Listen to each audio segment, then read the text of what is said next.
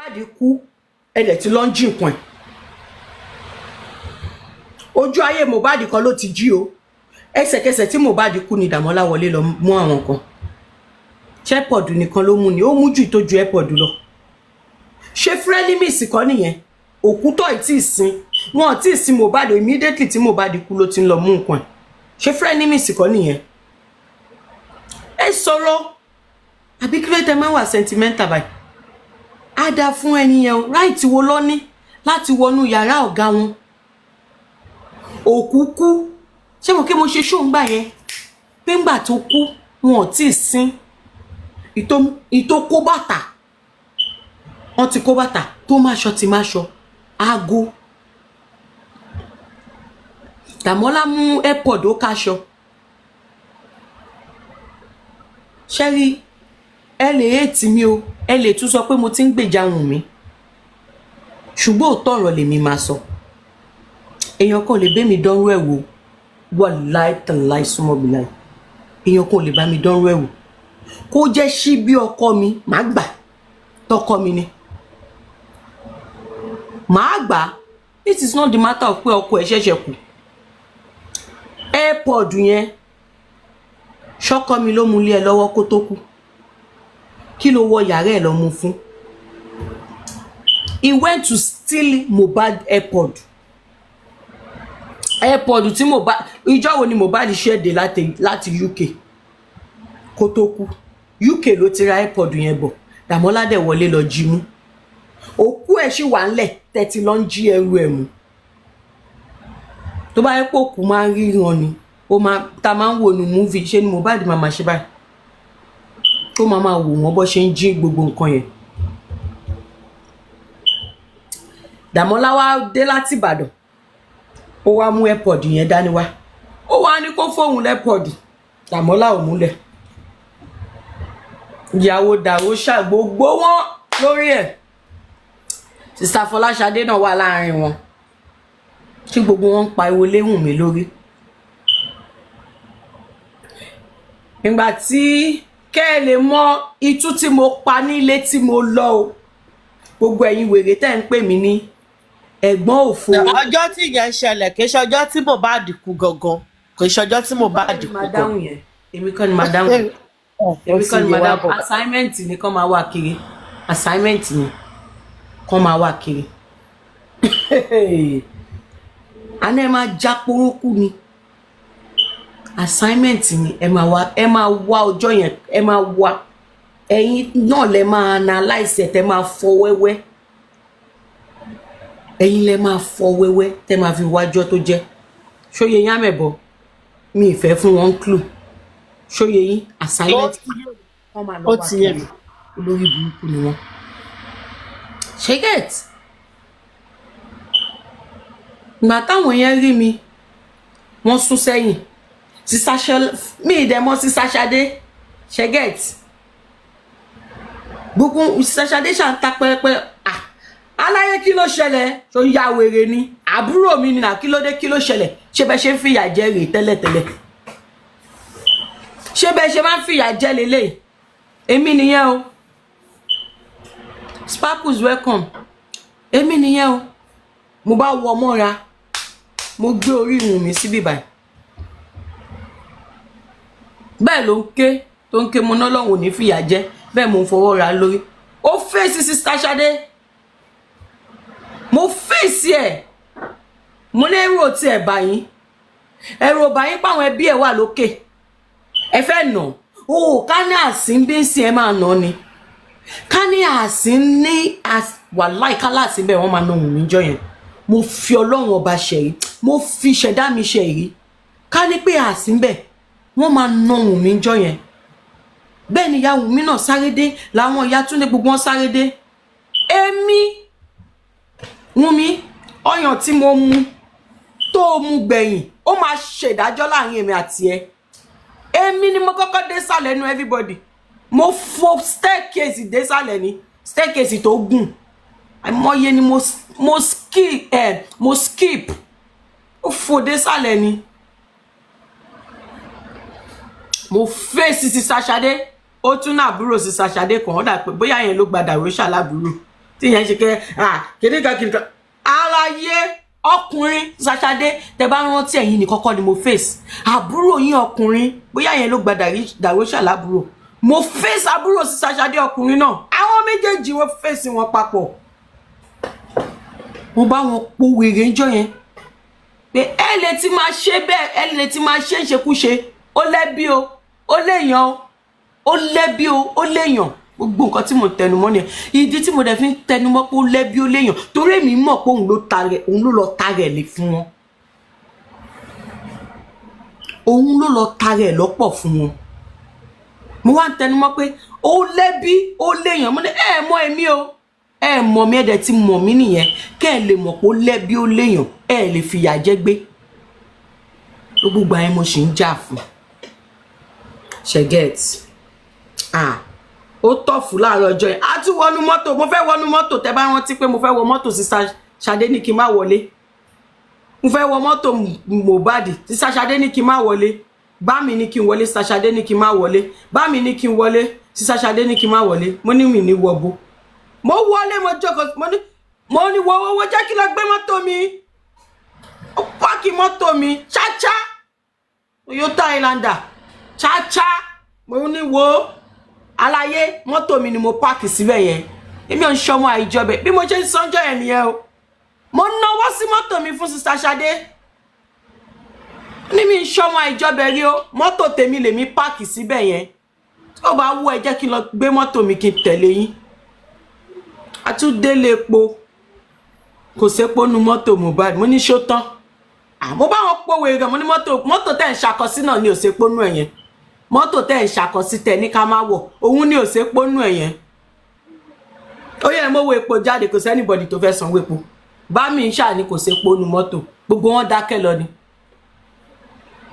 ẹ tí ẹ̀kẹ́ ṣiṣẹ́ ó dá kọ́mọbìnrin ṣiṣẹ́ ó dá kọ́mọbìnrin ní iṣẹ́ lọ́wọ́.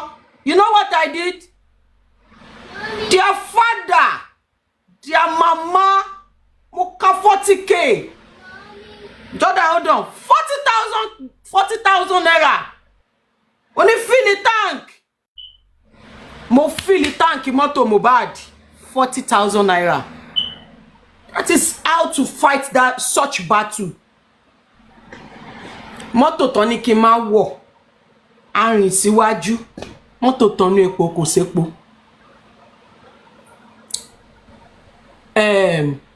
kí ló ń pè bá mi ní kò sépo nu mọ́tò níṣe Sister Ṣadé dẹ̀ gbójú sẹ́gbẹ̀ báyìí àbúrò Sister Ṣadé ọkùnrin yẹn lòun máa nà mí mo náà máa nà mí wàláì kìí ṣe ti fọ́ǹbù bí yẹn ṣe rí yẹn máa nà dákú sílẹ̀ ńlẹ̀ eégún mi olúwo ó jẹ tírénì gan o màá nà dákú sílẹ̀ ńlẹ̀ mo sọ fún mo ní ṣètò ọjọ́kùnrin màá lù ẹ́ dákú ẹgbẹ́ mi ló jókòó sájọ́ jókòó sẹ́gbẹ́ ra wa nu mọ́tò mo fún jẹ́ Sister Ṣadé ń bú mi wájú òun ń bú mi lẹ́yìn ó fún wèrè jẹ́ àwádélé epo ó yá bá mi ní kò sépo kò wá sẹ́ni tó fẹ́ repo sí mọ́tò mo ní ṣó tán pẹ̀lú gbogbo akọyin kọ́ máa wọ mọ́tò ó yẹ ẹ̀rẹ́po sí mọ́tò ń sìn ẹ̀rẹ́po sí mọ́tò pẹ̀lú gbogbo akọyin wá ní bá mi ṣé lè po wà tó sí onílé po wà tó sí páàkì délé po wọ́n délé po bá mi bí wọ́n pè lóní full tank wọ́n ní 40,000 mo lè full tank bá mi ní ẹ mo ní fill the tank 40,000 naira mo fi repo sí mọ́tò. That is how you shame or no má jẹ́ kí n lo shame. That is how you fight such battle. Tó bá lówó ìyá jẹ́ nílé ọkọ ìyá jẹ́ nílé àná. Ó bá jọkùnrin ó bá jọbìnrin tí ó bá lówó kó tó gbéyàwó sílé àsọkùnrin. Ìyá máa jẹ́ nílé àná. Ìyá ìyàwó á sọ̀rọ̀ sí ẹ. Bàbá ìyàwó á sọ̀rọ̀ sí ẹ. Wọ́n á fi lọ sí wúlò ẹ̀. Kó jọbìnrin náà tó bá níṣẹ́ lọ́wọ́ ẹbí ọkọ á sọ̀rọ̀ sí ẹ. Bí mo ṣe wí ni bí mo ṣe ju ọkọ ọ̀rọ̀ yẹn padà sí wọn nìyẹn. They could not even purchase 5,000 fuel. 5,000 naira epo 5,000 mọ́tò tó ní kèmí máa wọ̀ èmi tèmi ń ta mọ́tò èmi ń ta mọ́tò ni no be say fumble mọ́tò tó ní kémi máa wọ̀ èmi tèmi níbi tèmi ti ń ta mọ́tò wọ́n fi mọ́tò ṣàkọsí mi àwa débi àwa mọ́tò wa rìn síwájú díẹ̀ kò wá sépo nu mọ́tò Mohbad náà wọ́n ti wo epo nú ẹ̀gbẹ́ èmi mo ṣẹ̀ṣẹ̀ ní epo 40,000 naira sínú ẹ̀ ẹ jọ̀ọ́ ṣé wọ́n jèrè ọ̀rọ̀ lára tèmi nìyẹn wọ́n bú mi wọ́n fi bú mi pé kí n má wọ mọ́tò wọn mo dẹ̀ fi torí pé mo níṣẹ́ mi lọ́wọ́ mo dá èsì ọ̀rọ̀ yẹn padà fún wọn mo ní ṣótán lẹ́sẹ̀kẹsẹ̀ ni mọ́tò tẹ́ni kí n má wọ̀ tẹ́ ń lé mi bọ́lẹ̀ nílé òun ni òsèpo nù ẹ̀yẹn ó yẹ ẹ̀yin méjèèjì bí mo ṣe náwó sí wọn rè ẹ̀yin méjèèjì ó yẹ repo sí mọ́tò repo sí mọ́tò àbúrò yín náà wọn lè repo sí mọ́tò èmi mo ṣẹ̀ka 40,000 àti mo fún bá mi káàdì mi pé gba UBA káàdì mi fìlì táǹkì tí mo ṣẹ̀ fìlì táǹkì tí mo repo sínú mọ́tò Mohbad wọ́n tá fi lọ sí gbogbo ibi tá fẹ́ lọ àti ẹ̀ padà lọ náà mo padà sílé ni ẹ káàsán mà kí n má wà níṣẹ́ lọ́wọ́ ó dànjọ́ ó yá kọ́ máa tẹ kí n má níṣẹ́ lọ́wọ́ ẹ mọ̀ pé bọ́jú sọ pé àwọn pípì gan wọn parọ́ ìgbà tó fẹ́ pọ́n fẹ́ gbé Mohbad lọ hospital wọ́n ní mọ́tò Mohbad ti bàjẹ́ làwọn ò fi lè lo mọ́tò Mohbad wọ́n fi lọ gba mọ́tò neighbor fi gbé Mohbad àwọn lọ pé neighbor àwọn lo mọ́tò neighbor fi gbé Mohbad the same time yẹn náà tún ni ẹ̀ ń sọ yìí o táwọn pípì yìí rọ ẹnu wọn ó ti pọ̀ jù ikọ̀ gbogbo sórí tó fún wa ni pé mọ́tò Mohbad ti bàjẹ́ kò ṣiṣẹ́ làwọn fi lọ gba mọ́tò neighbor làwọn lọ pè táwọn fi gbé Mohbad lọ sí hospital. èmi ò ní parọ́ o wọ́n pe mẹkáníìkì wá tún mọ́tò ṣe o èmi ò ní parọ́ yẹn o mẹkáníìkì wá tún mọ́tò ṣe o mẹkáníìkì wá tún mọ́tò ṣe mo rí tán pé mẹkáníìkì tó wá tún mọ́tò ṣe èmi náà wá fẹ́ ṣe nǹkan kan ní mọ́tò yẹn jọ yẹn wá. ok wọ́n ti clear àmì yẹn bẹ́ẹ̀. wọ́n pe mẹkáníìkì mo rí tí mẹkáníìkì wá tún mọ́tò ṣe bọ̀ mi ìwà mọ̀ bóyá bíbàjẹ́ kó má start ni mi mọ̀ bíbàjẹ́ tó bàjẹ́ but mẹkáníìkì Mohbad ó lọ ra material wá tún mọ́tò yẹn ṣe wájú lẹ́ńbẹ̀ kí mo fẹ́ fàyọ̀ ẹsẹ̀kẹsẹ̀ la dẹ̀ ti parí ẹ̀ ẹsẹ̀kẹsẹ̀ la ti parí ìjà yẹn òbí ìjà yẹn ṣe lọ yẹn for that few minutes ó wọ̀ tí o mo sọ pé níjọ́ yẹn náà lọ́hùn níjọ́ yẹn olórí burúkú ọmọ Wùnmí yẹn á rí wò lọ́kàn ẹ̀ pé ká lóun ò ta àǹtí òun dànù bá àǹtí òun ò bá ṣe máa dúró tóun lélẹ̀ pé bí ò bá ṣe dúró tóun lè èmi mo jàjà yẹn fún níjọ́ yẹn o àwọn bíi 10 wọ́n á lù ẹ̀ báyìí wọ́n á fẹ́ lù ẹ̀ ṣeléṣe sísá Ṣadé dẹ̀ máa tapo sí ni sísá Ṣadé máa tapo sí ni ó yá ẹ sọ sí yẹn èyí tẹ̀ ń pè mí lẹ́gbọ́n òṣì ẹ sọ sí yẹn ẹ sọ̀rọ̀ náà ẹ rí ọ̀rọ̀ sọ sí yẹn ẹ rí ọ̀rọ̀ sọ sí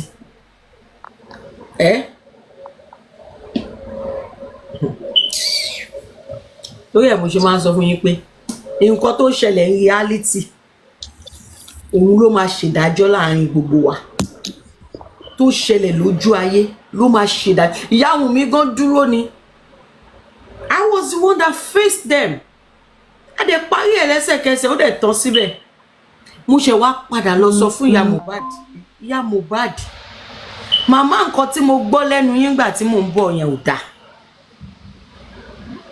ẹ̀rí tí wọ́n fẹ́ na ọmọ yìí táwọn ọmọọṣẹ́ ọkọ ẹ̀ fẹ́ nà àwọn ọmọọṣẹ́ Mohbad ní gbogbo wọn pọ̀ o Bámi ò sí ńbẹ̀ Oji ò sí ńbẹ̀ Lifestyle ò sí ńbẹ̀ bọ̀ àwọn Dàmọ́lá ńkò yẹn ẹ mọ̀ kí mi mọ orúkọ àwọn tó kù àtàwọn girlfriend wọn báyìí bí wọ́n ṣe à ń wó wọ́n pariwo ń jọ yẹn mo ní ẹ̀rí tán fẹ́ na ọmọ yìí ẹ dẹ̀ filẹ̀ síbi tán ti fẹ́ nà ẹ wá wọlé bọ̀ mo wá gbọ́ statement igbe òṣìwò ló ń kí ariwo òṣìwò ló ń pa nítorí airport wà láìtàn láìsí. àti ìyá Mohbad go gbàdúrà rẹ. mo sọ fún yín pé ìyá Mohbad náà. wọ́n ṣèṣì ẹ̀sìn káàkiri lẹ́lẹ́. mo sọ fún yín pé ìyá Mohbad ta mọ́ra tán bá fẹ́ ta mọ́ra mo sọ fún yín. wọ́n tẹ̀ sọ yẹn ò dáa. ó ní tí ò bá sírú àwa ẹbí ẹ̀ níbí báyìí wọ́n máa ná ọmọ yìí nìyẹn. ìyá Mohbad láwọn ò sọ bẹ́ẹ̀ mo ní màmá mo ká mọ́ yín lẹ́nu ẹ dẹ̀ mọ̀ pé mo ká mọ́ yín lẹ́nu at the end of the day a dẹ̀ parí ẹ̀ everything dẹ̀ bẹ̀rẹ̀ sí ṣe normal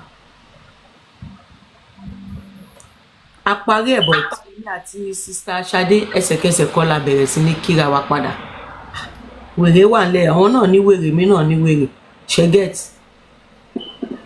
but ìyá Mohbad ìyá Wùnmí wọ́n bá wa parí ẹ̀ ó dẹ̀ tán síbẹ̀ mo ṣe sọ pé sista Ṣadé ò parọ́ parọ́ but ọjọ́ tó jẹ́ ni wọ́n sọ.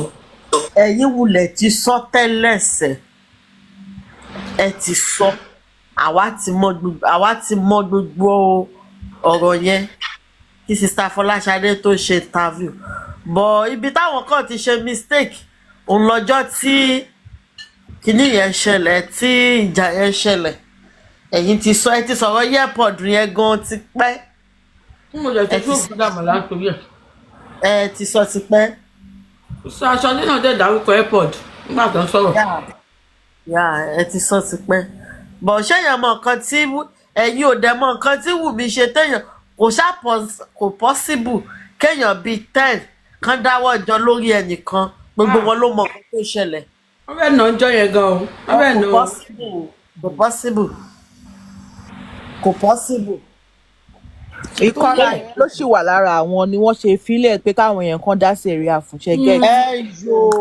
ẹ yo. lórí ẹgbẹ́ tí mo wá róhùn àti Dàmọ́lá tọ́jọ́ close náà Dàmọ́lá tó fẹ́ nà ọmọ yìí jọ yẹn kọ́ lélẹ̀. kò possible pé kẹ good as èyàn ẹ mọ̀ pé kanra wà lára wọn tí gbogbo wọn ò lè sọ̀rọ̀ yẹn jáde síta. torí ẹ̀ ni Dàmọ́lá ṣe máa ń rúdù sí mi ló ṣe máa ń bú mi bó ṣe ń bú mi yẹn àtijọ́ pàdé rí ṣẹ́gẹ̀t níjọ́ tó fẹ́ nà mí nǹkan tó fà tó fi máa ń sáré rúdù sí mi ni.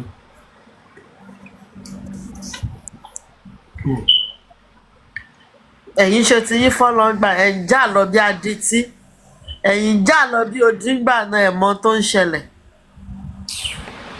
àti sista Ṣadé kọ́ tó bí Dàrúṣà ó nọkùnrin kan tó bí lé wọn ó fèsì ẹ̀ aláàánú ni mọ́tò ẹ̀gbẹ́ mi báyìí nìyẹn jókòó sí lẹ́yìn nígbà kankan aláyé pápẹ́ ẹ̀ tó ya wèrè ni ń tẹ̀tú pé èèyàn gan ló ní gbó mo ló lọ ṣù ní gbó ó ti fa gbó ẹ̀ lú àbí kó ṣí lọ́pọ̀ gbé kúrò lẹ́gbẹ̀ẹ́ mi àmọ́ fún jẹ́ gan-an pẹ̀lú ẹ̀ náà nǹkan kí ló lórí burúkú ọmọ yẹn fi san èmi kan ló fi san yìí. ibi ló fi san oore. àwa dẹ̀ nǹkan Gaza àwọn yẹn ara nǹkan Gaza èmi ò dẹ̀ mọ̀ pé àwọn ẹbí tèmi ti balẹ̀ jẹ́ alẹ́ jẹ́ lẹ́tà ìyá Mohbad wá bẹ̀rẹ̀ sí ní wá sókè wọ́n wá ń sọ̀rọ̀ tó yẹ yín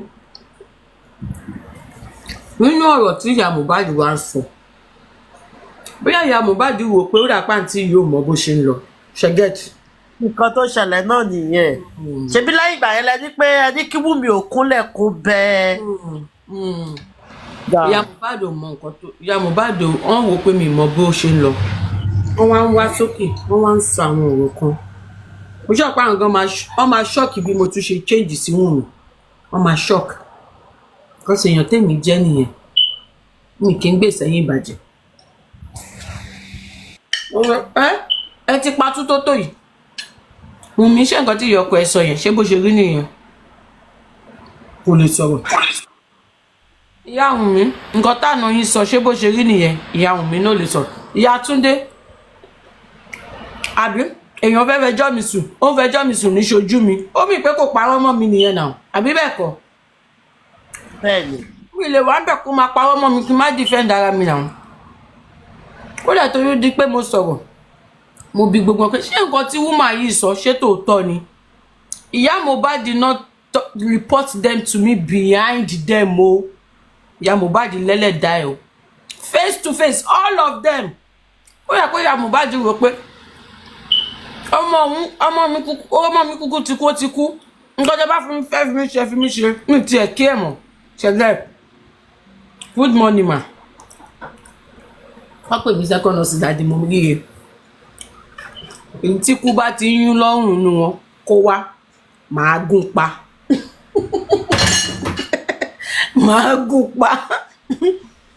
Bí kú bá ti ń yún lọ́rùn nu wọn, ṣé get?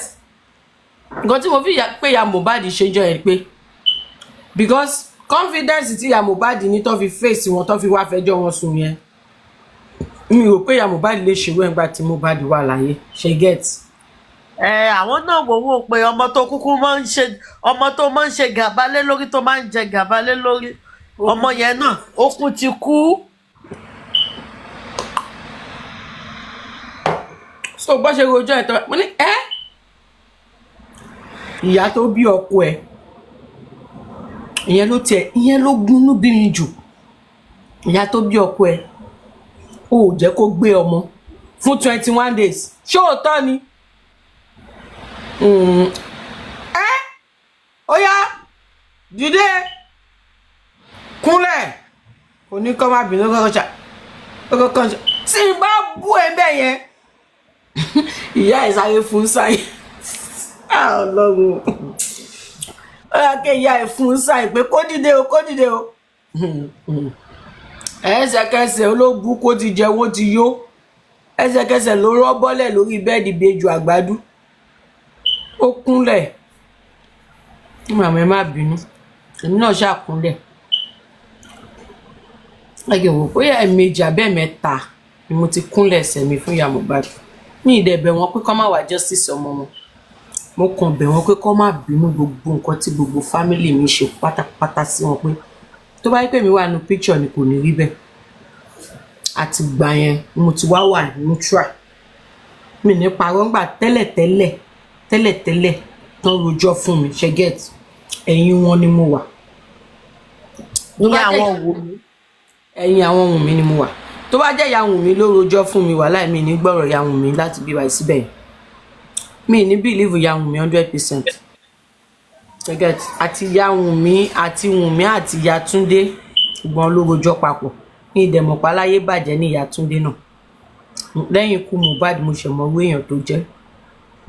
But mo dúpẹ́ lọ́wọ́ Ọlọ́run fún kankan. Bàtí ìyá Mohbad roṣẹ́ mọ̀ kẹ́ lómi á sì gbẹ́jọ́ ìyá Mohbad á sì wà lẹ́yìn àwọn family. Mo wà in between. Ibi tíjà ti dé nìyẹn. So Ṣadé ò parọ́ o. We had a fight. Ẹ ti play tàbí yẹn tán ni. Mo ń play ẹ̀ lọ tẹ́lẹ̀. Ọ̀párọ̀ but ìṣe nìkan wá sọjọ́ tó jẹ́ gangan. Fear of cannot Wọ́n sọjọ́ tó jẹ́ fear of your father-in-law. No matter what, there must be somebody that you will think before doing something to you.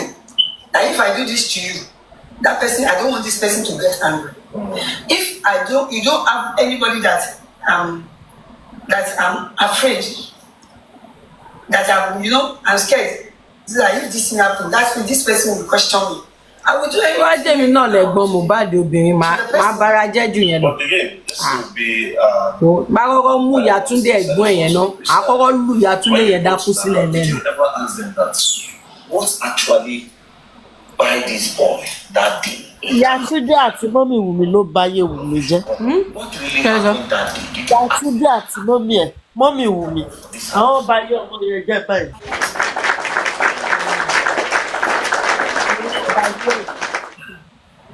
Wọ́n ní tí ọmọ bá ń jẹ wọ́n ní tọ́mọ bá ń jẹku ẹ̀ tọ́mọ bá ń pa eku tó ń da jẹ tó bá ń jẹ pa ẹja tó ń da ọjọ́ tó bá pa àrọ̀ gidigba kèéṣó nìkan ló máa dá jẹ gbogbo fámílì pátápátá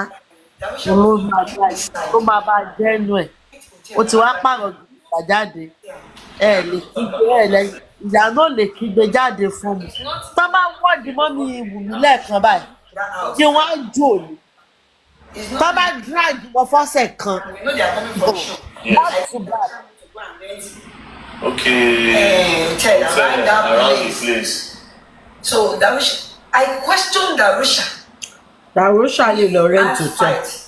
bọ̀dà ó ṣáà lè sọ pé lẹ́yìn tóun débẹ̀ bí bá ṣe ń sọ̀rọ̀ ìwọ̀n ọmọkú tó pàbúrò ìyẹn lèmi ní. àti Ṣadé náà mọkú tó pa wọ́n mọkú tó pa Mohbad gbogbo wọn ló jọ mọkú tó pa Mohbad kí wọ́n jọ kó kò sí fẹ́ ìdáná. ti ẹnu ẹnìkan jáde ni gbogbo wọn yẹn wọ́n jọ mọ̀ ọ́ bọ́ kó ti ẹnu èèyàn kan jáde síta. Mr. FM ẹni tí ó wà sí ní Naija tó jẹ́ wípé Amẹ́ríkà ló wà òun kàn wá bá wọn kẹ́dùn wípé tó ẹ kú aláfẹ́ra kú ọmọ yín o yẹ̀yà ara social media lẹ́wà ń sọ òun ló wá ń ké pè pa àdá fún gbogbo yín. Because when they come inside, kí ló mú bàbá Mohbad tí ò fi lè jáde kí ló mú ìyá Mohbad tí ò fi lè jáde kí ló má dúrà tí ò fi lè jáde kí ló mú Wùmí tó ná owó Mohbad tí ò lè sọkú tó pọ̀ ọkọ ẹ̀ ọmọ wa ni kó wá sọkú tó pa Mohbad. Josi gan mọkú tó pọ̀ ọmọ ẹ̀ Josi ṣe tí wàá fẹ́ gbọ́ gbogbo àwọn kúkúrú thinkers yẹn wọ́n mọkú tó pa Mohbad ẹ bá fẹ́ gbọ́ gbogbo wọn yẹn tó ń jà fún Josi wọ́n mọkú tó pa. I wanted to fight. láti máa sọ ṣé ẹni tó ń sọ bóun bí ìyàwó ẹ̀ bóun ṣe fẹ́ dóyàwó òun àti 40,000 tó gbà kò ní ti sọkú tó pa Mohbad fún wọn àbẹ̀dẹ́rò pé lásán ni Yétí 70 tẹnumọ́ pé Wùmí ló pa Mohbad. Lost your husband. Kàrímọ́ wá ní kó wá sọ̀rọ̀ fún yín orí I gbogbo fought yín. with so many people there that day. I fought with so many mo people. bá sọrú ẹ̀ gan-an irú àwa lákọ̀ọ́kọ́ fún yín kò lórí. Yes. lẹ́yìn sọ bá àmọ́ bíi díẹ̀ náà kú o à ń fẹ́ kú. Or something like that. She have not seen me before. We have fight. I don't want to talk about that one. But this guy. tèmi dàbí bí sista Ṣadé ṣe sọ̀rọ̀ yẹn ẹ rí ni pé wọ́n get to a point wọ́n dúró sáàárín méjì wọn ò fi síbí wọn ò fi sọ́hùn which tó jẹ́ yẹ bí ó ṣe yẹ kí ọmọlúwàbí ṣe gangan nìyẹn ibi tí sista wọn fọ̀ sí wọ́n sọ bọ́ta ni pé àǹtí òun ò jẹ́ kó wọn bá àdúrà sọ̀rọ̀ in short wọ́n ṣe rò ní pé àtàǹtì mi bá wá fún mi after nǹkan. Ọ jẹ́ kí n bá dúrà sọ̀rọ̀ náà ó ṣé bí mo bí jẹ́ náà sọ bẹ́ẹ̀ náà nípa jẹ́ náà ọ̀gá bá dúrà sọ̀rọ̀ ìyá Mohbad fò jáde bí epo gbóná ní abẹ́ àgbá. ọwọ́ awídó lọ pé òun ò mọ ikú tó pọ̀ mọ́ òun. náà ti sọ yìí wípé àwọn ò lásẹ̀sì sí ẹ̀gbọ́n àwọn ló ṣèbí lásẹ̀sì. ó kàn ń ká àwa lára ni ó ń ká àwa lára ni Ọlọ́run dáríjì mi Ọlọ́run kúkú ní bínú pé ọ̀kan bá gàn. ẹ wo iye ọdún ẹ wo iye oṣù tó fi drag woman yìí lẹ́yìn pé tó kọ̀ọ̀kan ló yẹ wá sí Naija báwọn dẹ̀ sọ pé kò jẹ́ bọ́ta kó tiẹ̀ acknowledge Kàrímọ́ nígbà tó yẹ kó tó bá acknowledge Kàrímọ́ àwọn tó wá fún 50k ò ní fún 50k. Sure. Kàrímọ́ ni kó wá sọ fún ẹ wá dérò pé ó gbé nǹkan dání nǹkan léyìn tó gbé dání àbí. gbogbo ọ̀hún máa wà ọ̀rọ̀ ìsìnkú. Aya mom was there. wọ́n wù ú má lọ máa jàjẹ́ bí Ṣé káàkiri. wá rí ìyá nìyẹn àti Josi bó ṣe wà ní.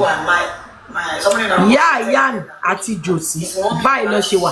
Alájà ni ìyá báyìí lòun àti Josi ṣe wà. Do you want to get another mommy for mother for? kókòrò ju wọn yẹn náà ní àbí. When ìkòkò náà nìyẹn náà gbé. his mom, they get angry and left. alọ́pọ̀jù ikú ọmọ gan pọ̀ bí tó ti wọ́ wá jàre kò ní ìyá gidi Mohbad kò ní ìyá gidi bàbá náà. wọ́n ti balẹ̀ jẹ́ jìnnà wọ́n ti balẹ̀ jẹ́.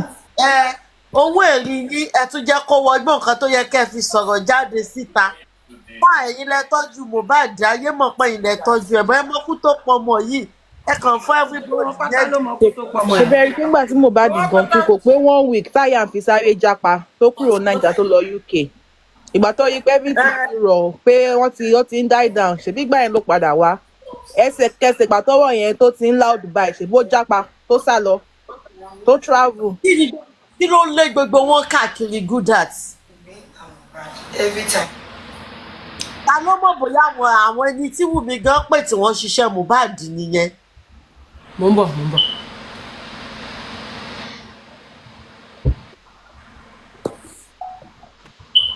Bless Nigeria. To copy this tune, press 1.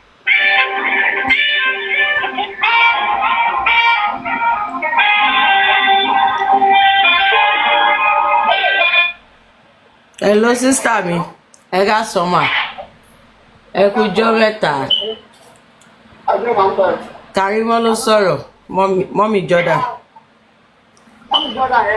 Ẹ ká sàn ìyá mi. Yes, ma. Ẹ kú jọ́ mẹ́ta dẹ̀ kú ọ̀rọ̀ ọmọ. Ọlọ́mọ ìyẹn ò wẹ́ra mọ̀. Ẹ má bínú, mo rí show kan tẹ́ ṣe pẹ̀lú Very Dark Man ni. Mo tiẹ̀ wá sọ mo ní ẹ lè parọ́ mọ́ mi láyé. Mo lè parọ́ mọ́ mi. Mo ní ó dà pé láàrin interview yẹn ẹnẹ́mi àti yín jà. Àwọn wèrè yìí ṣẹ̀dẹ̀ mọ̀ téèyàn bá ti sọ̀rọ̀ tẹ́nibọ̀dì inú family bá ti sọ̀rọ̀ wọ́n máa yí ọ̀rọ̀ wa wọ́n máa pín wẹ́lẹ́wẹ́lẹ́ ṣóyè yín. Mi mọ̀ bóyá ẹ̀yin ti wọ TikTok látìgbà yẹn. Lọ́ní ẹ sọ pé Because mo wà mọ́ fi ẹ̀sùn sóòrò Bẹ́ẹ̀ni. ìwọ̀n títọ̀. Mo jẹ̀ mẹ́tẹ̀ tó bá yẹ kí pàṣẹ nọ́mbà kó pè ní mo fẹ́ gbé kọ̀ lẹ́nu bọ̀. mo fi sí private torí mo fẹ́ pèèyàn kan ni but mo ti dá padà. Mo ti dá padà. Ṣó sì ń ṣe yọ private lọ́dọ̀ yín ni? Private náà ló yọ. Ẹ má bínú ìyá mi, mo ti dá padà. Mi mọ̀ pé ó sì ń yọ. Mo fi pèèyàn kan lánàá ni. Èèyàn tí mo pè láàárọ̀ iná ó sọ fún mi pé ó sì wà ní private. Mo ti pèèyàn kan láàárọ̀ iná tó sọ bẹ́ẹ̀. Bọ̀ ẹ mọ̀ pé èdú ni mímí ò ṣàìmọ̀ fọlọ́kọ yín mi jẹ́ pé pẹ̀lú private. Ẹ má bínú. Àwọn èèyàn wọ́n ṣà ń dráàgì mi. Wọ́n ti sọ oríṣiríṣi. Wọ́n ní sọ pé mo wà ń lé níjọ́ tí Mohbad kú péjọ́ tí Mohbad kú lẹ̀ ń sọ. Ẹ̀mí ẹgbẹ́ ní ìtàbí tí mo ṣe ṣe mo mẹ́ṣọ̀ wọn. Gbà tí èèyàn kan bá pè mí tó sọ fún mi pé wọ́n ní ẹ̀yìn nọ́ọ̀sì kìíní kan. I didn't mention that. Nǹkan tí mo kàn sọ lé ìlẹ́yìn náà rí fídíò ìfún ní pé àjọ ní jù. Pájọ níṣù. Ìgbàjọ ní ìjà. Ó bẹ̀rẹ̀ ní pé tí mo dẹ̀ sọ pé no fún èmi ò fẹ́ sọ sí ẹ̀yẹn lọ́gbọ́n tábí yẹn náà. Èmi ti rí Sister Ṣadé wọ́n wá níjọ́ yẹn ìjọ́ tó kú lájọ jà. Wọ́n níjọ́ tó kú lèmi àti ìjọ jà. Ẹ má lè tún sí nǹkan táwọn èèyàn bá ń sọ náà. Sister. No. Ní ṣùgbọ́n wọ́n ń sọ péjọ́ tó kú yẹn mo wà ní Nàìjíríà péjọ́ tó kú lájọ jà. Ọjọ́ tó kú gangan. Àbí ṣe interview nǹkan ṣe fún mi ẹ̀. Wọ́n náà sọ péjọ́ tó kú gangan lẹ bá mi jà pé mo ti wò ó but nínú interview yẹn ẹ sọ pé ẹ bá mi jà ṣóyè yín but wọ́n wá ń gbé síra wọ́n níjọ́ tó kú gangan ni mo wà Nàìjíríà pé èmi náà wà Nàìjíríà mo mọ̀ ń pa ìpéjọ́ yẹn lájọ jà mo ní Ó dín àti ìrìyẹn gan before interview ẹ sọ bẹ́ẹ̀ ṣe wá sọ̀rọ̀ yẹn wá ní Sister Ṣadé ti confam ẹ̀ látàná báyìí gbogbo blogger ti gbé. Ẹ wo nǹkan tí mo dé ń jẹ́ mi kò ní bẹ́ẹ̀ ṣẹ́ni pẹ̀lú mi ìfẹ́ sọ mọ́ sí ọ̀rọ̀ níbẹ̀. Mo bá rí àfikún ìtẹ̀lé àtẹ̀bàjẹ́ sí mi padà lọ. Sister Ṣadé Sister Ṣadé ṣé ìjọ tó kú lèmi àti ìjọ jà ni? Àǹtí Kàrímọ́ ọjọ́ tó kú gangan. Everybody go to the ilé mi ìfẹ́ kẹ́kẹ́ because mi ìfẹ́ kí ọ̀rí kọ́ọ̀tù ní kẹ́ máa lọ play ní ọ̀nà àtọ́yẹ. Ìrọ̀ṣẹ́jọ́ tó kú lèmi àti ìjọ jà ni. Ṣé bẹ́ẹ̀ ṣe rí mi ìjọ tó kú ṣá? Ṣé mo rí yín ṣá? Ọjọ́ tó kú gangan. Everybody go to the ilé lọ́jọ́ tó kú gangan náà. Ṣé kì í ṣe lẹ́yìn tó kú tán tí mo dé Nàìjíríà lèmi àti yín jà ni? Bẹ́ẹ̀ni náà. Ẹ ṣe rí mi ìjọ tí Mohbad kú ni. Ọjọ́ tó kú gangan èmi náà sọ pé kò sẹ́nibọ̀dì tó sì wọ mi ilé yẹn. Because àwọn blogger ti gbé o. Àwọn blogger ti gbé gan. Wọ́n náà sọ pé mo ní kí lẹ sọ? Mo ń gbọ́ yín. Ok, màá pè yín padà.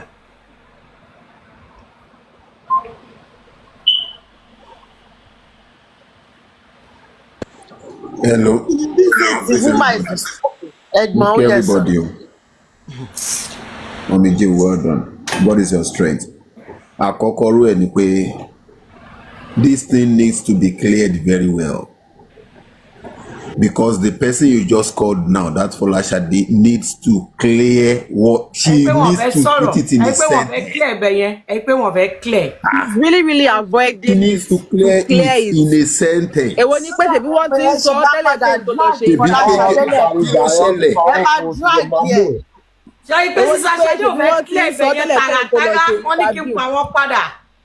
Ó mọ̀ pé wà láì ó mọ̀ ó ní òun fẹ́ Yeah. rìkọ́dì yín ó mọ̀ pé wà lẹ́yìn láì pé wọ́n fẹ́ clear ibẹ̀ yẹn. This lady needs to clear this òun kọ́ thing. máa ti lọ tọ TikTok á ti lọ wò pọ́n wà ń live. ṣe pé wọ́n fẹ́ clear ni mo ṣe ẹni pé wọ́n fẹ́ cut mo ṣe sọ pé no ṣé mi àti yín ríra ńjọ́ tó kú ni ṣé mo wà Nàìjíríà ó ni. wá ní kò sẹ́nibọ̀dì ní pé kò sẹ́nibọ̀dì tó lọ lé Mohbad níjọ́ yẹn. tó ṣe báwọn kan ti clear pé kò sẹ́nibọ̀dì tó lọlé Mohbad ńjọ́ yẹn.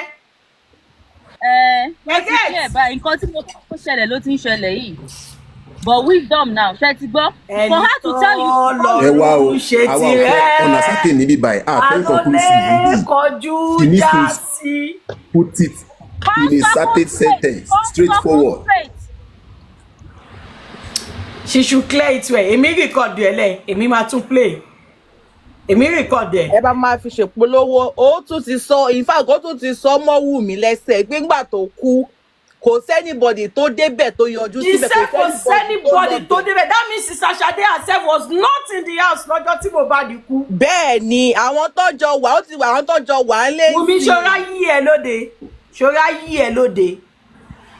Èmi ò but my point is èmi ò ní bá Sister Fọláṣadé jà. Bí bá wọn jà. my point is mọ́mí Bobby jẹ́ J, nítorí Bobby J, ọ̀rọ̀ ìjà kan lélẹ́yìí o. Sista Fọláṣadé máa jáde láti clear nǹkan tó dá sílẹ̀ o. amẹ̀bọ for Ó the máa fact that jáde she láti clear mentioned ọ̀rọ̀ ẹ̀ kì í ṣe nǹkan tó kì í ṣe nǹkan ẹ ṣe wà ẹ ń ṣẹlẹ̀ wá máa pè kó má gbé kọ ìmọ̀bọ̀ eléyìí tó sọ yìí gan afẹ́fẹ́ ti gbọ́ ọ̀rẹ́dì ó ti wà lórí Èmi gan ní kọ́pì èmi gan rìkọ́dù lẹ̀.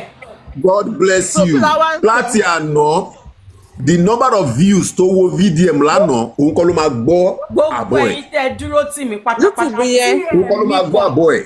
Gbogbo ẹ̀yin tẹ́ dúró tì mí tí ẹ̀mí kan lórí mi ọ̀run á dúró tì yín. àtàwọn Àmì, àmì mo ṣàmì ẹ̀. Ẹ má bínú ẹjọ́ ẹ jẹ́ kí n Mo ṣàmì ṣàmì ẹ̀. ẹ̀. Lọ́jọ́ tí ọ̀nà bá dí mọ́ yín tọ́nà dí mọ́ àwọn èso yín mọ̀nàmọ́ná àtọ́nà ránṣẹ́. Mọ̀nàmọ́ná àṣìṣe ránṣẹ́. Láti àná Àmì. àwọn tó máa mi kàn mo mọ̀. Dúró ẹ sọ pé ẹ bìlíìfù nínú mi. Gbogbo ẹ̀yin tẹ́ ẹ dúró tì mí láti bẹ̀rẹ̀ ìrìn àjò yìí tẹ́ ẹ sọ pé ṣé àní mi ìmọ̀wọ́ mi mẹ́sẹ̀. Gbogbo èṣù ṣe ń gbógun ọ̀tá ń gbógun tẹ̀lé dúró. Ọ̀nà ò ní dímọ̀ yín ikú ò kí ń kọ́ ọmọ ejò lẹ́sẹ̀. Ẹ ní báwọn lọ ìrìn àjò alọ́ọ̀dẹ tọmọtọmọ. Tí bá wá ṣe fẹ́ kó rí fún yín kó rí fèmí náà tọkàn yín bá ti ń ṣàkó ẹ fi mí lẹ̀ máa lọ ẹ má dìtẹ̀ mi ní kí n ṣe ẹni tó ń dìtẹ̀ tọkàn yín bá ti ń ṣe báyìí ẹ máa lọ tẹ bá rí ìmọ́lẹ̀ yẹn ẹ tún padà wá. evidence o ti sọ pé ó lè ṣe every same day. Mi ìfẹ́ fún àwọn ẹni ilé evidence mi ìfẹ́ ṣàlàyé ara mi fún wọn bọ̀ mo tún wá wò ó pé àwọn tó dúró tì mí jẹ́ níúlì tó bá jẹ́ mi náà ń kọ́ ọkàn mi. Ẹ sọ fún wa ní pé fẹ́ pe ẹ sọ pé fẹ́ pe Fọláṣadé àti máa ní kẹ́ ẹ drag ẹ lọ́jọ́ kan. Ọkùn mi á mì í pẹ́ wọ́n dẹ̀ máa sọ pé o sẹ́ǹtì No, tó bá drag ẹ wọ́n dẹ̀ máa sọ pé o sẹ́ǹtì ṣé wọ́n nìkan ló sẹ́ǹtì ni àwọn ẹlòmíà máa rò ó bẹ́ẹ̀ lọ́kàn wọn wọ́n ní mi ìmọ̀wọ́ mi ìmẹsẹ̀ mi ìjẹ́gbin mi lè kú bíi. Mọ́mí J. Mo sọ fún yín pé mo máa pe Sister Fọláṣadé àbí mo sọ bẹ́ẹ̀ fún yín. Tó bá tẹ̀yẹ́ pẹ́ sọ bẹ́ẹ̀ máa ní kẹ́ má pè wọ́n because èèyàn tó bá wo. Ẹ má bínú FM mo sọ nǹkankan lánàá mo ní mo máa wá ṣàlàyé lẹ́nu with evidence ṣé rántí pé mo sọ bẹ́ẹ̀ evidence tí mo fẹ́ fún yín lélẹ́yìí o àbí Sister Fọláṣadé kọ́ lẹ gbóhùn wọn yẹn àbí AI ni. yes. No. Ẹ tún lọ Ó wá ní kò sẹ́ni bọ́dì. Ọlọ́run á tún gbé mi borí yín ẹ tún lọ múra ogun mi ẹ tún lọ di ọ̀tẹ̀ mi máa borí yín àdàbí. Let me now tell you something. Let me tell you something. Yes, no, it's rubbish. Who does he call her? Had she seen your number, she would Mommy J, ó dàbẹ̀ ṣe call challenge you pé why did you put your phone in Tó private? bá yẹ pọ́n wá mú kí nọ́mbà mi wọ́n lè má gbé. But she has said it. Why did you private your number? ó sọ náà ó lóun ò gbé sí ń bẹ̀ o. wálé o simple That's all play tó mọ game tó ń play. Anybody ò síbẹ̀, anybody ò síbẹ̀. Definitely, Totally rubbish. dájú sí mo ti rí pé Industry Mohbad case, but this is totally rubbish. game. Ó Yes. ti confirm sí pé Now, Sister Shade ti gbà Mommy bọ́dé. J, I'm not just for Mohbad, but eléyìí totally Mommy J, rubbish. let me tell you something. Let me tell you something. It's not that I'm siding Ọ̀rọ̀ somebody. ẹ̀fẹ̀ dàbí Slata àti Sam Larry. Mọ́mí jẹ́ ẹ̀jẹ̀ kì í Ọ̀rọ̀ ẹ̀fẹ̀ sọ̀rọ̀. dàbí kọ́ láàrin Slata àti Sam Ẹ̀jẹ̀ Larry. kì í Exactly. ẹ̀jẹ̀ sáré sọ̀rọ̀. Kí tó ní náà? Innocent ni. Ṣẹ́rí mi ni. Ṣẹ́rí mi ni. Ó Ó mọ̀. wọ́n fi gbá front. That's rubbish. That's rubbish. Ó gbowó tó wá. Mọ́mí Gbogbo owó jẹ́ tó gbé mi. Mọ́mí jẹ́ And Mommy J, let me tell you something. Gbogbo owó tó wá gbé That's mi. why the Allow reach. your name for dragging. Despite the reach. Mọ́mí jẹ́ inú kan tẹ̀ ń lò yìí. Inú kan tẹ̀ ń lò yìí, ó máa kó yín yọ.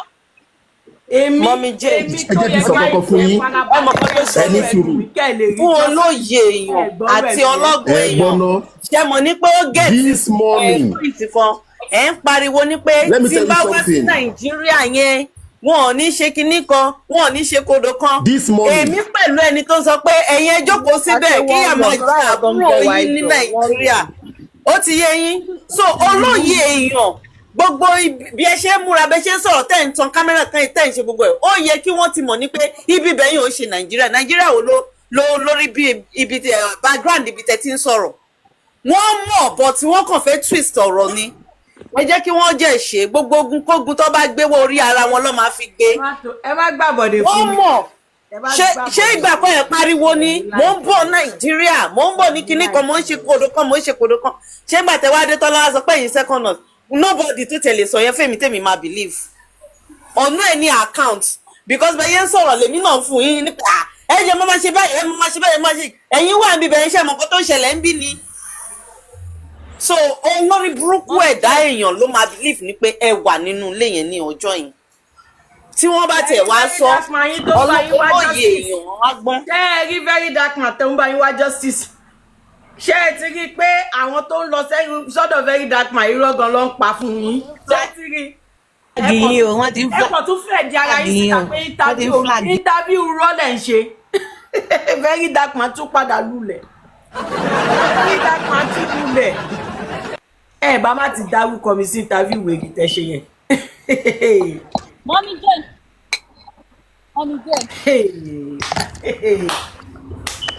Ẹ mọ̀ dídọ́ ti àǹtí Kàrímọ́ ṣé mọ̀ nǹkan tẹ́mi kàn fẹ́ sọ fún yín ni pé ṣé níbi tẹ́ dé dúró báyìí inú yín ni kẹ́ mọ̀. Very wicked Lady lady. intentionally If they called lie you at out. VDM, it's not his Intentionally fault. mentioned your name. It's not his fault. Do you know the type of conversation that you Everywhere must scatter. Or do you need someone to tell you that? You need someone to tell you that very that mama ti coach wọn kó tó sọ̀rọ̀. They play. Ọ̀pẹ̀lẹ̀ tó parọ́.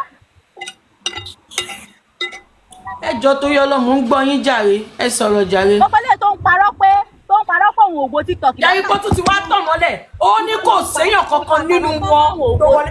Ó yẹ jẹ́ kí n tàn mọ́lẹ̀ sí Duvet. Ẹ jẹ́ kí n sọ̀rọ̀ Duvet. Sister Shade. Ẹ̀jẹ̀ tó wà lára Duvet yẹn ò ju báyìí lọ. Tẹ́ bá rántí ọ̀rọ̀ tí mo sọ, ẹ̀jẹ̀ kékeré ló wà lára Duvet yẹn. Ẹ̀jẹ̀ ara Duvet yẹn kò tó nǹkan tí mo mú dání. Ó rọra round. Ta ni mo sọ pé ó dábòra? Ẹ bá rántí. Ta ni mo ló da Duvet yẹn bora? Àdúrà. Ó dábòra lẹ́nu step lẹ́nu ìyá. Àdúrà ló dàbora.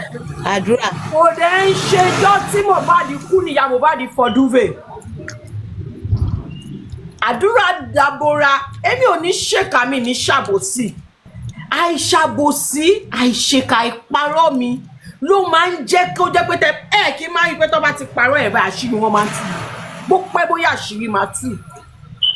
Torí pé mi ò ní ṣèkà sọmọ ẹgbẹ́ mi. Ìjọ tí n bá ti bẹ̀rẹ̀ sí ní ṣèkà fún ẹ̀dá alààyè, ìjọ yẹn lolódùmarè máa padà lẹ́yìn mi. Ìṣẹ̀dá tèmi ni, èmi ò mọ ṣẹ̀dá tiẹ̀ o. Ìṣẹ̀dá tèmi ni. Tí n bá ti bẹ̀rẹ̀ sí ní parọ́ mọ́yàn, wàhálà èmi lèmi máa gba repercussion lẹ́sẹ̀kẹsẹ̀. Now gbogbo yín pariwo ìyá Mohbad ẹjọ́ mi ìfọ́ fún ìyá Mohbad mi ìran ìyá Mohbad wàláì mi ò rán ṣùgbọ́n mi ní ṣe mọ̀ kémi ti clear tọ̀dọ̀ mi sìn ó yẹ kí n sọ pé kí ló kàn mí pẹ̀lú ìyá Mohbad no I will clear that part ẹ̀jẹ̀ tó wà lára duvet yẹn kò ju kékeré báyìí lọ. Àdúrà dẹ̀ dàbúra. Ìgbà tàdúrà dẹ̀ dàbúra, mo wá rí spot ẹ̀jẹ̀ yẹn kékeré circular shape báyìí ni.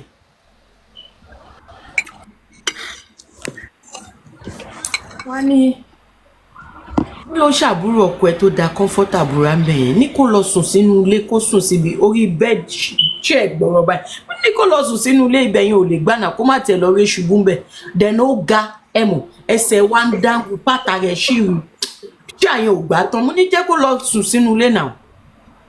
Ó ní comforter tó dàbúra ẹ̀, ó lẹ́jẹ̀ tó yọ níbi ọwọ́ Mohbad pé ó mọ̀ọ́mọ̀ ń da comforter yẹn búra láti lè feel brother ẹ̀. She gets mo ní ìyá Mohbad wá mú comforter yẹn, wọ́n lọ fọ ibi ẹ̀jẹ̀ yẹn kúrò. Èmi yìí lèmi wá tún sọ fún ìyá Mohbad pé ẹ bá má fọ ẹ̀jẹ̀ yẹn, ẹ jẹ́ kẹ́jẹ̀ yẹn parẹ́ mọ́ comforter yẹn lára. Comforter yẹn gan tí ò bá dọ̀tí dójú ẹ bá má rí ooru ara promise ṣì wà lára ẹ̀. White color white ni comforter yẹn. Àwọn àsìkò kan máa ń blame ara mi pé kí ni mo tiẹ̀ lọ Naija fún. Bóyá Olúwa ní fi ṣe ni mo ṣe lọ Nàìjíríà. Báwo ni mo ṣe lè máa tàn mọ́lẹ̀ sáwọn nǹkan báyìí ká ní mi ò sí Nàìjíríà. Sister Ṣadé, mo mọ̀ pé ẹ̀yin àtẹ̀gbọ́n yín agree o. Bọ́ ẹ ṣe mímọ́. Ẹ ṣe mímọ́ o. Ẹ ṣe mímọ́. Bẹ́ẹ̀mi náà ṣe agree pẹ̀lú Wùnmí. Mi ò jẹ́ parọ́ mọ́ Wùnmí o. Mi ò jẹ́ parọ́ mọ́. Mi ò jẹ́ parọ́ mọ́ any one of them wọn. Tí n bá ti bẹ̀rẹ̀ sí ní parọ́ mọ́ mi ní jẹ́ kí jìyà Ọlọ́run dé lára wọn. Ìyábọ̀ ní kán bọ̀n ẹ̀. Ó ṣe máa ní kán bọ̀n ẹ̀. Ó yẹ kán bọ̀n lórí nǹkan bẹ́ẹ̀. Ẹ ní access sí comforter ọmọ ológo ẹ ló ń bọ̀n ẹ̀. N tó yẹ kẹ́ ẹ máa fi dàbóra, kẹ́ ẹ máa fi ṣe prayer request. Ẹ ń bọ̀n ẹ̀. Ó dáa kéèyàn súnmọ́ àwọn àgbàṣà. As I was saying, Kẹ́mi wo ló sọ bẹ́ẹ̀? Ṣé kì í ṣe àǹtí Kẹ́mi Olúnlọ́yọ̀? Tó bá jẹ́ àǹtí Kẹ́mi Olúnlọ́yọ̀, àǹtí Kẹ́mi ò wà stable o. Ò wà stable. Tó bá ti jẹ́ àǹtí Kẹ́mi Olúnlọ́yọ̀, èmi ò kí ń gbọ́rọ̀ àǹtí Kẹ́mi wọlé o. Àǹtí Kẹ́mi is not stable. No, she's not. Kẹ́mi Olúnlọ́yọ̀. Kẹ́mi Olúnlọ́yọ̀ sọ. Ṣẹ́yìn ò mọ̀ pé sister Kẹ́mi Olúnlọ́yọ̀ ìyá Náírà ni sister Kẹ́mi ni. Whatever sister Kẹ́mi is doing is for Naira Marley. Èèyàn tó ń pè rẹ̀ ní ìyá Náírà, èèyàn tó ní Mohbad ṣe òun torí òun ní kí Mohbad bóun ya picture, Mohbad bóun ya picture kó tó kú. Kí lẹ rò pé yẹn fẹ́ sọ nípa Mohbad? Ẹ máa ń sáré gbàgbé nǹkan ẹ̀yin Nigerians. Ṣẹ́gẹ̀t, ẹ̀jẹ̀ tèmi rí lára comforter yẹn o. Ẹ̀jẹ̀ yẹn sákù kékeré báyìí ni. Àdúrà ńgbà tó dẹ̀ fi bora. Ibẹ̀ yẹn wà ń tà. Kò ṣẹ̀jẹ̀ púpọ̀ o. Comforter yẹn, if I'm not mistaken, comforter bed the king size ni. TK and Beauty Salon mo rò pé oògùn fẹ́ pa ẹ́. Títa ní tell you more, ta ni ẹ ti máa tell you more about duvet. Àbó ń ṣe èrè. Ṣé ò fẹ́ ṣe orí burúkú? Ṣé ò fẹ́ kí n block? Wọ́n wà nílé lọ́jọ́ tí Mohbad kú ni torí ẹ máa gbóṣì orí burúkú yín dé. Ẹ lọ pé Wùnmí kẹ́ bèrè lọ́wọ́ ẹ̀. Focus. Àbí tí yín díẹ̀ gbọ́rọ̀ mọ́ ni. Àwọn tèmi lèmi ń ṣàlàyé fún. Àwọn tèmi gbàgbọ́ nínú. Àwọn lèmi ń ṣàlàyé fún. Wọ́n mi dé. Maybe that very day. Wicked lady. Understanding àwọn ènìyàn ó ti lọ náà ìjà. Ṣé kí n bọ́lẹ̀ fún? Very wicked lady yẹn ṣé kí n bọ́lẹ̀ fún? Ọjọ́ tí Mohbad kú kò yàtọ̀ sí ọjọ́ tí. Ṣé kí n bọ́lẹ̀ fún very wicked lady yẹn bóyá nìkan tó fẹ́ sọ ni? Ẹ jẹ́ kó omidan kíní ẹ jẹ́ kó sọ̀rọ̀ táwọn bá ti sọ̀rọ̀ á fi bọ́ọ̀tì yẹn lẹ̀ yẹn dúró. Omidan ṣe fẹ́ sọ̀rọ̀ ni omidan. Ẹ jẹ́ kí mi bọ́lẹ̀ fún kẹ́ pé wọlé. Ṣé ẹ sí bẹ́ẹ̀ arákàn tàbí pẹ̀lú nǹkan tí mo gbọ́ lọ́sàn-án lẹ́yìn kí wọlé sọ́dọ̀ mi. Kí lẹ sọ mà? Mo ní arákàn tàbí pẹ̀lú nǹkan tí mo gbọ́ lọ́sàn-án iṣẹ́ pé mi ò sí justice for Mohbad. Bó ara ta mí pé ẹ wá tà kí n ṣe justice for Mohbad gan-an ó rùn létí èèyàn. Sórí yẹ kí n jáde ẹ gbé mi bọ́lẹ̀ kí n máa sọ̀rọ̀ mo wà pẹ̀lú ìsàlẹ̀. Ẹ ṣé mo dúpẹ́ mà. Òun ni mo ti debunk yẹn o. Ẹnu wọn lọ́dẹ̀ fi sọ̀rọ̀ o. ṣóye yín ẹnu wọn lọ́ fi sọ̀rọ̀ o. báyìí pé padà kò lè píkì kan yẹn mọ́. kò jẹ́ gbé. kò dẹ̀ mọ́ pọ̀ ti wà lórí afẹ́fẹ́ afẹ́fẹ́ tó ń sá fún pé kán má rìkọ́ọ̀dù òun ti wà bí ọ̀rẹ́ dí tẹ̀lé national anthem ní lójoojúmọ́. I should come with my passport. ẹ replay again fáwọn tó ṣẹ̀ ń wọlé.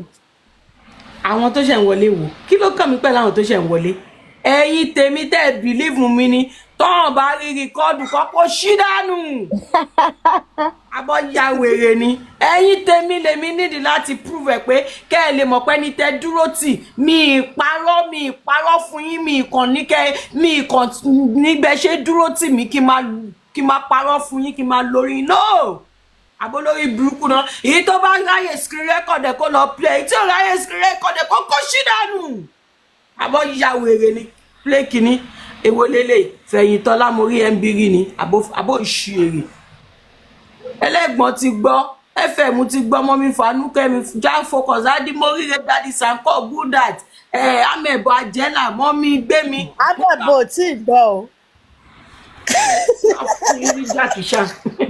mo gbọ́ bàjẹ́ ó clear bàjẹ́.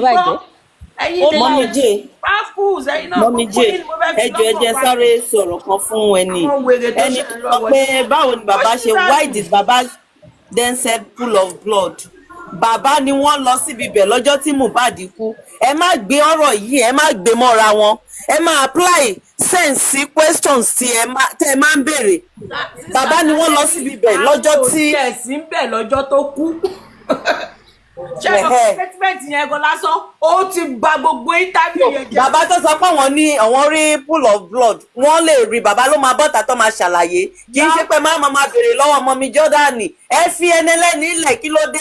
ó dà kẹ́ ẹ̀yin bíbẹ̀ ẹ máa ń fojú underrate you you are messing with the US Army you are messing with the United States Army United States of America Army ẹ mẹ́sì pẹ̀lú ẹ̀.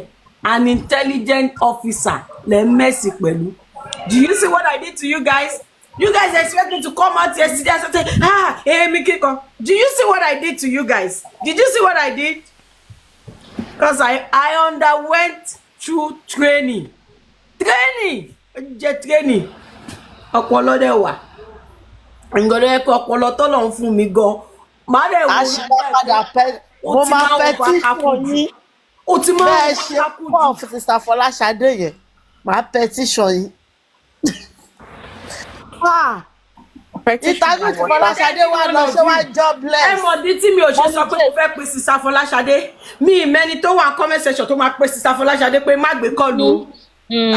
Mọ́mí J ṣe rí lady yẹn ṣe rí nǹkan wá àti Fọláṣadé yìí. bẹ́ẹ̀ bá sọ fọ́kọ̀pù ni làṣẹ mi kó wọ́n ṣe ń gbà tí bàbá náà orí live lẹ́sìn ní ẹ fẹ́ pe bàbá ń gbà yìí. ó kẹ́ ẹ̀ ní ṣe sọ kọ́kọ́ bí mo ṣe dá ìlú ìgbà tó sọ pé ó bá wọn lójijì. welcome to kinikan Nigeria mo tẹ recording straight.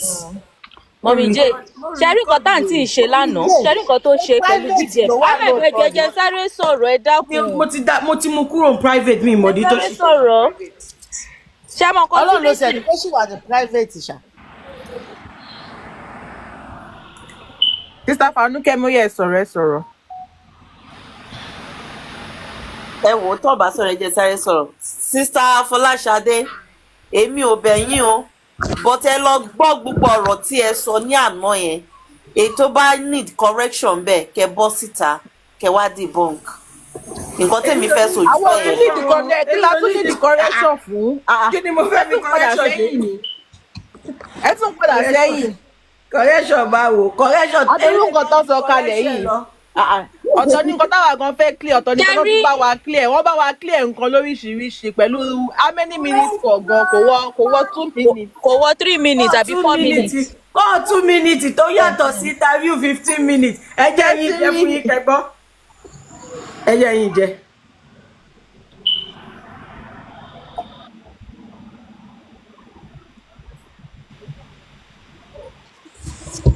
ẹ jẹ́ yín jẹ́. Èèyàn ti wá 30 wọ́n ti wá 30 ó tọ̀ ọ́. ṣé àmọ́ nǹkan tó ti tẹ̀rí lọ́rọ̀ nǹkan táǹtì yẹn ṣe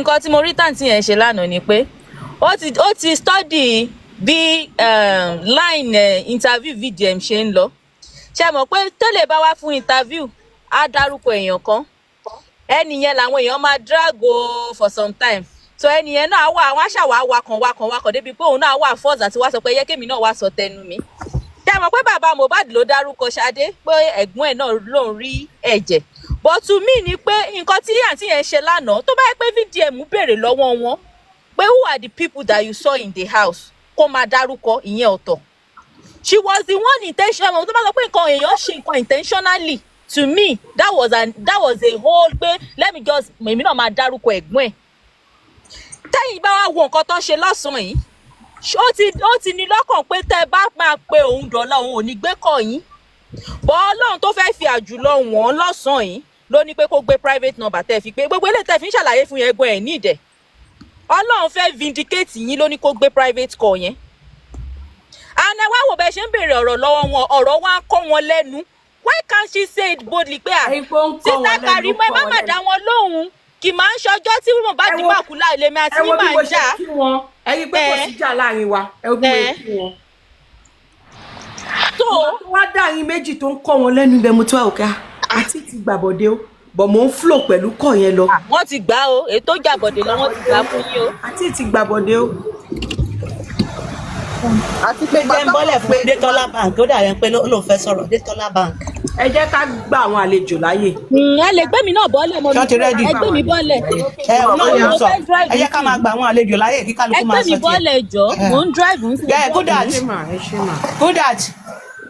Good ẹ má kúrò ń bẹ̀ yẹ o amẹ̀bọ̀ ẹ má kúrò ń bẹ̀. àti ẹlẹ́gbọ̀n ẹ jẹ́ ká bọ́lẹ̀ ká máa gbọ́ nǹkan táwọn. mo ní kẹwàá bẹ́ẹ̀ ẹ jẹ́ ká máa gbá wọn àlejò wọlé ẹ jẹ́ kẹ́mi bọ́lẹ̀. Oh, okay.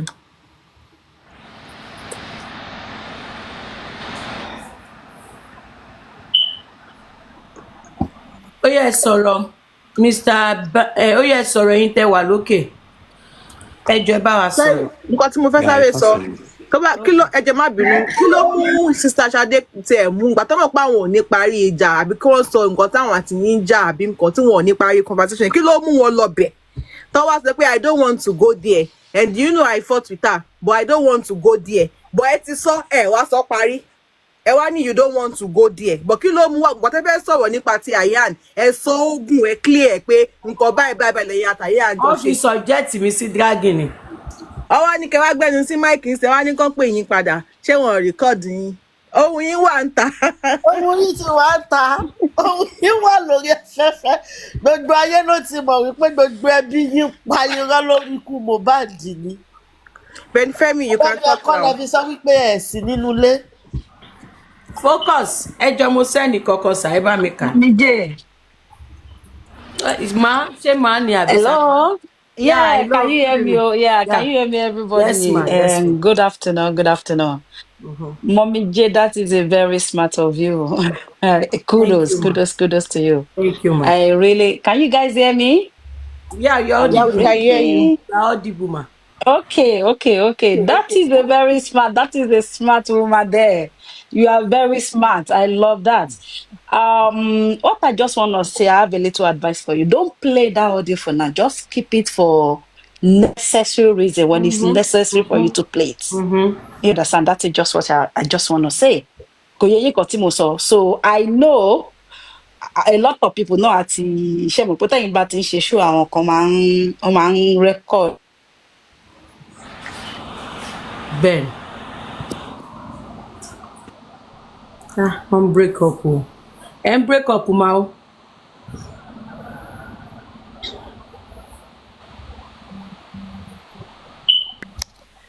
Ẹ káàsán Mommy J, ẹ káàsán gbogbo ilé. But some people are streaming is online already. Okay. Ẹ káàsán ma. I wanted to say something. Mommy J, èmi mọ̀ pé ẹ mọ̀ nǹkan tẹ́ ń ṣe. You know what you are doing and you can do your thing perfectly. But there is only I don't think you should be defending the duvet.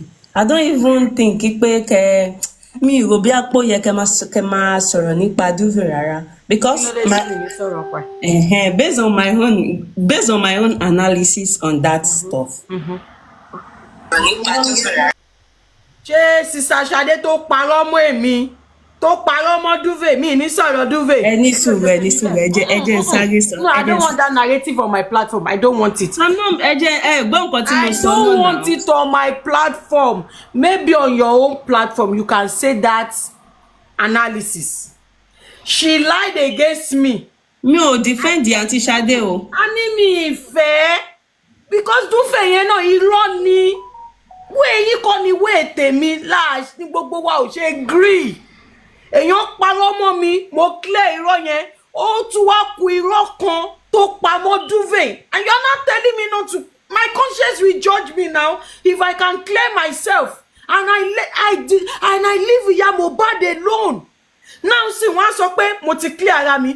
Ṣé tó bá wá ń drag Ìyá Mohbad kí n dẹ̀ mọ̀ pé duvet yẹn náà irọ́ ni. Èmi ò ṣe tèmi bẹ́ẹ̀ o. Me wa justice where that duvet too is a lie. I saw the duvet and I've said it since 2023. Mo ti sọ̀rọ̀ duvet. That duvet too is a lie. The day Ìyá Mohbad washed that duvet, I was in the house. Kí ló dé tá ṣe báyìí ná? Kí ló dé tá yaka báyìí ná? Kí ló dé? Tí jẹ́ ń sọ̀rọ̀ tí mo nǹkan tí mo fẹ́ sọ. Don't say that. I don't want that narrative to stand. I don't want it because it is a lie. Ẹni ò sọ pé kò ń ṣe rọ mi ìjárọ yín èmi ìjárọ ẹ don't let me talk about it. Ẹ̀jẹ̀ tí ò jù báyìí lọ. Èmi ò járọ yín mi ò sọ pé mi àyàfó sí ìfẹ́ rí mi sọ pé I don't get along with Ìyá Mohbad. Ẹ mọ̀ èmi ò wá dìbọ́ǹkì pé nǹkan tẹ́ sọ rọ ni mi sọ wípé rọ ni nǹkan tẹ́ sọ èmi ò dẹ̀ sọ pé òótọ́ ni. Ẹ má sọ pé kí n má sọ̀rọ̀ nípa ẹ̀. Mi ò sọ pé ẹni sùúrù omi dé. Ok, kò sí wàhálà, mo ti gbọ́. Ó yẹ máa sọ̀rọ̀ yín lọ. Mọ́mí jẹ́ ò fẹ́ kí n sọ̀rọ̀ bọ̀ kò sí wàhálà. Mo ti mute. Wọ́n ti mute fún yín kẹ́ sọ̀rọ̀. Nǹkan tẹ́mi sọ ni wípé ẹ̀jẹ̀ wà lára duvet, ẹ̀jẹ̀ ò sí lára duvet, kò sí àwo ò sí bíbẹ̀, the public cannot dẹ̀ àbá wọn sínú ilé. But nǹkan tẹ́mi mì ní wípé ẹ̀jẹ̀ kékeré tí ẹ sọ pé rí lára duvet. That's what I'm talking about it. I saw it. Now bẹ́ẹ̀ ni mo ní ẹ̀jẹ̀ kékeré tẹ̀yìn sọ pé ó wà lára duvet yẹn. Àwọn dẹ̀ ń claim pé àwọn rí ẹ̀jẹ̀ ńlá. Ti rí ohun tí a mú wá fún wa lénìí. Ẹ bá wa like, ẹ bá wa share, ẹ bá wa subscribe sí Orí Òjíṣẹ́ TV. Ẹ bá wa tẹ notification bell so that a bá tún mú àwọn àkọ̀tun wá fún wa. Ẹ̀yin lẹ́ ò kọ́kọ́ máa rí. Títí di ìgbà tá ò tún máa pàdé lórí Òjíṣẹ́ TV. Ó dàbọ̀.